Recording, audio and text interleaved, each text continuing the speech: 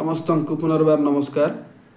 आज पुनर्बार मुझे जीशु को जानिबा ही अनंत जीवन बोली जो लिखाई मुझे किसी कहवा चाहूँगी जे जहन 17:3 एकमात्र सत्य ईश्वर जे तुमको तुमर प्रेरित जीशु ख्रीष्ट को जानिबा प्रेरित जीशु को जानिबा अनंत जीवन अटे। तो एठारे देखंतु जीशु को जानिबाटा अनंत जीवन। तो जीशु स्वर्गरु आसिले आ पिता को जानिबा सहित जीशु को जानिबार आवश्यक अच्छी। अनेक लोक माने कहती जे जीशु परमेश्वर नुहंती आउ से कौन विश्वास कला भली गोटे परमेश्वर कार्य कौन करिसंती कि लोक मानकर ए प्रकार विचारधारा अच्छी। तो मु जानी नहीं प्रभु से मान को केमती देखुचंती किंतु बाइबल रे जीशु होउछंती परमेश्वर। तो केमिति देखंतु आपण जदि से सुसमाचार जन एक देखिए आद्यरे वाक्य थिले तांको संगरे ईश्वर संगरे थिले सही वाक्य ईश्वर थिले आउ सही वाक्य देहवंत हेले। तो देखंतु बाइबल रे आद्यरे ईश्वर थिले सही आद्यरे वाक्य थिले सही वाक्य देहवंत हेले। देहवंत माने कोन देह धारण कले। आद्यरे वाक्य होइकि थिले से वाक्य ईश्वर से वाक्य देहवंत हेले। ता माने देहवंत रे किए आसले देह धारण करी किए आसले जीशु आसले।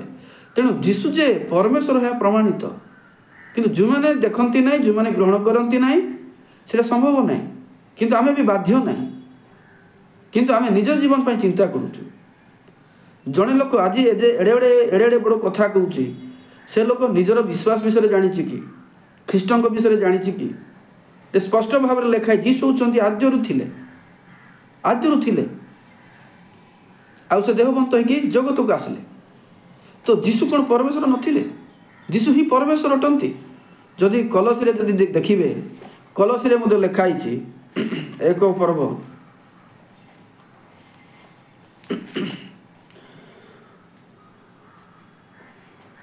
16 पद कारण दृश्य और अदृश्य स्वर्ग पृथ्वी रे समस्त विषय ताहांको द्वारा सृष्टि है। सिंहासन की प्रभुत्व की आधिपत्य की कर्तापण समस्त ताहांको द्वारा और ताहांको निमंते सृष्ट होइछि। 17 समस्त विश्व सृष्टि हेबा पूर्वरु से अछंती और ताहांको ठारे ताहांकर समस्त अस्तित्व अछि। देखंतु एठारे ख्रीष्टों विषय लिखा जाए जे समस्त दृश्य अदृश्य माने जोटा हमको देखा जाउची जोटा देखा जाउ नाही समस्त विश्वर से मूलरु अछंती लिखाई। स्वर्ग और पृथ्वीर मध्य मूल लिखाई। स्वर्ग पृथ्वीर समस्त विश्व ताहांको द्वारा हेला लिखाई। स्वर्ग भी पृथ्वी मध्य सृष्टि हेला का द्वारा जीशु को द्वारा हेला लिखाई। तेणु जीशु तो जन्म हो 2025 होइछि हेले सेते स्वर्ग नथिला पृथ्वी नथिला। जीशु आसला पर पृथ्वी स्वर्ग सृष्टि कले ना आगु थिला तेरे बाइबल लिखाई स्वर्ग मध्य पृथ्वी मध्य जीशु ख्रीष्टों द्वारा सृष्टि है। दृश्य अदृश्य समस्त विषय सृष्टि है। तेरे जीशु केबे ठार होछंती बाइबल स्पष्ट भाव में लिखाई से समस्त विश्व सृष्टिर मूल अटंती। तेणु से आरंभ अच्छा से ईश्वर अटंती। विश्वास छड़ा यही विषय जानी हम ना।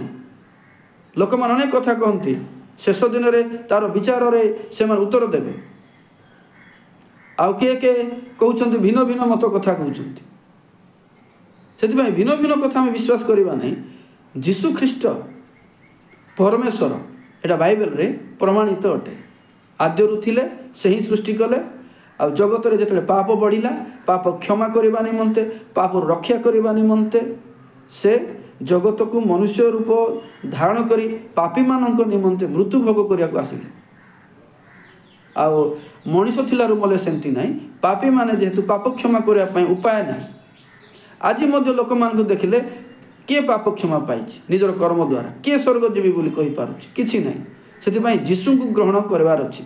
से जीशु ही परमेश्वर से पृथ्वी स्वर्ग सृष्टि कले दृश्य दृश्य सृष्टि कले आ मनुष्यर पाप क्षमा करबा निमंते जगत को नर रूपे आसिले आ मले आ तृतीय दिन रे उठिकी स्वर्गारोहण कले।